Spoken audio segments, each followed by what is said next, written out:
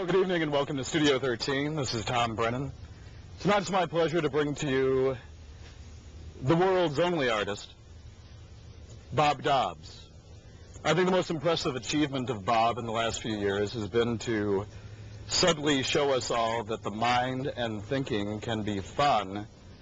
In Western society, we are given probably two thoughts, both of them worries, one to do with death, one to do with money, where is it coming from. We're taught that we can have fun getting on computers and doing nice little graphics or going to play racquetball or kickboxing. Bob shows you that you can use your mind as your own computer base for fun. You can think and rethink and synthesize everything you are being bombarded with into your own recreation. In following with Joyce's axiom that Bob quoted on one of his CDs, all our past times become pastimes. Recreational thinking can be fun. Pleasure to have you on, Bob. Thanks for being here, and you're looking great. Great intro. I mean, that's, no one said it that way before. I give you kudos for that. That's original, that's accurate. One of the best summations I've ever heard of what I'm about. That's great, thank you. The first question I wanted to go into is, I know you're very conversant with Norman Mailer's work. A thought that occurred to me while listening to your tape, and Bob has two CDs out, both are excellent, Bob's Media Ecology and Bob's Media Ecology Squared. I think Mailer's career, you state in 1945, time ended, linear time, with the explosion of the atomic bomb.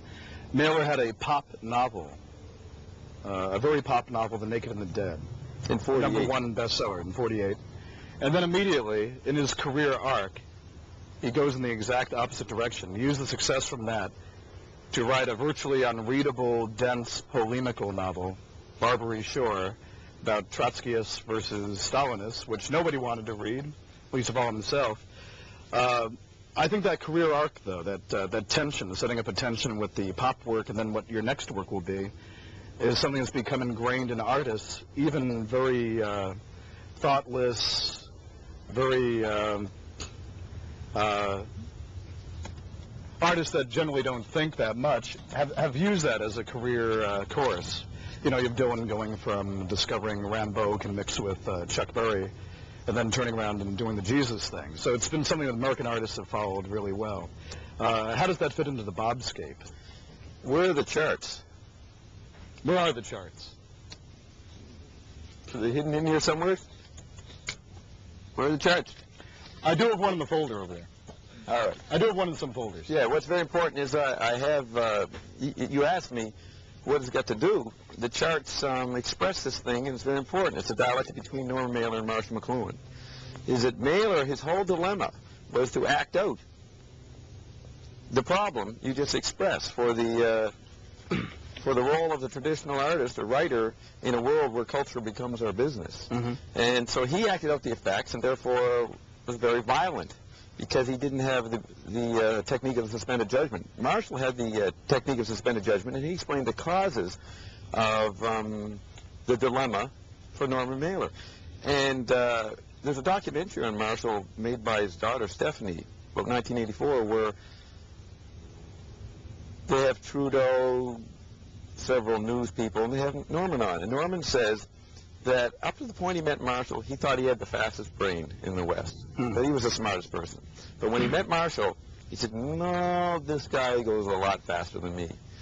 That's the point. You've got to be fast to understand the electric environment, to then perceive what Finnegan's Wake is doing. And no novelist in our time has ever expressed a new form of novel that included Finnegan's Wake, because Finnegan's Wake killed the novel. Mm-hmm. I mean, Ulysses did. Finnegan's Wake then solved the problem of what a book would do after the death of the novel.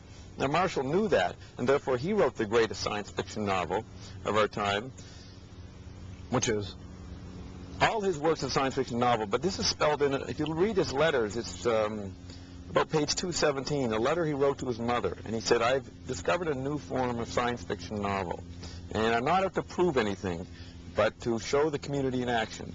He says, it is a new kind of novel. So Marshall McLuhan, unbeknownst to Reverend Stang and the rest of the gang here living in America, don't know that Marshall was a novelist, and he outdid Norman Mailer.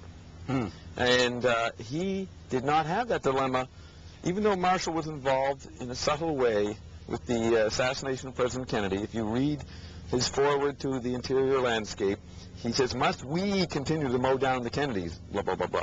You know, we, he includes himself. Norman Mailer never thought that he was responsible for killing Kennedy. And therefore he did express guilt in Miami and the Siege of Chicago about the Robert Kennedy assassination. He did not know why. He says, "I had fornicated with a witch the night of the deed."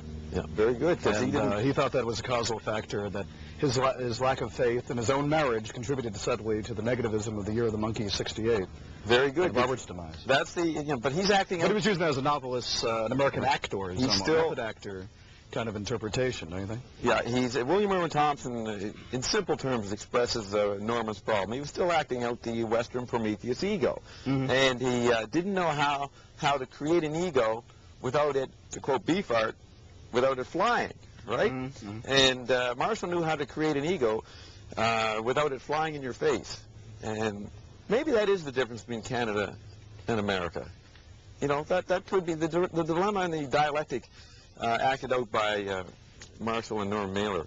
Very interesting. So in a sense, Marshall's work itself was the hero.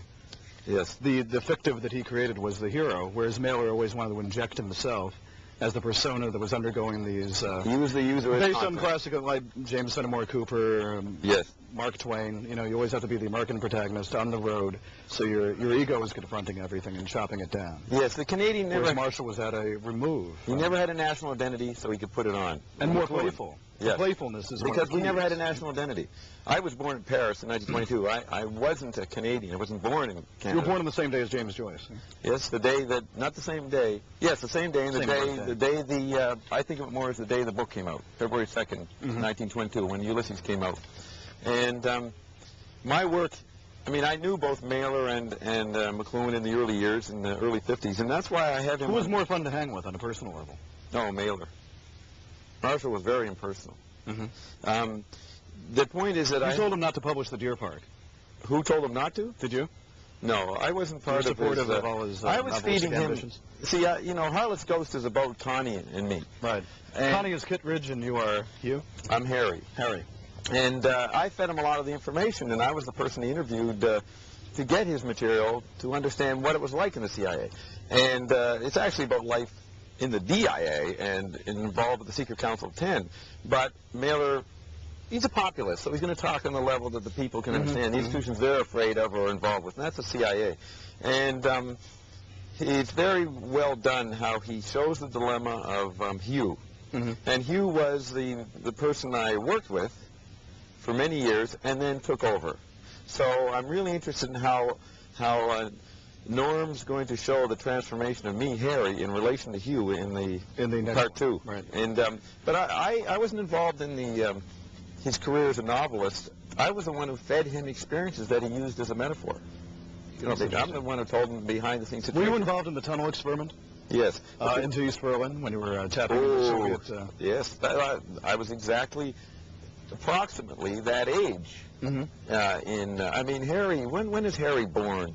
He's like 15, he's born in 1932, right? He's rock climbing in 1939, right? Yeah, That's his test of manhood. He's rock climbing, so he's about 17 then? Yeah, so he's born about 1930, 32. So that's just 10 years for me. So it's approximately my experience as a young person in the intelligence agencies. But I just want to point out what we have in the chart here. In the period from 1960 to 1977, the computer is the ground. The popular art form in the black and white TV phase is the Beatles. And in the color TV phase, psychedelia is the popular art form. Now, the highbrow art form for that is Norman Mailer's black and white TV phase, and Marshall McLuhan comes in the psychedelic phase.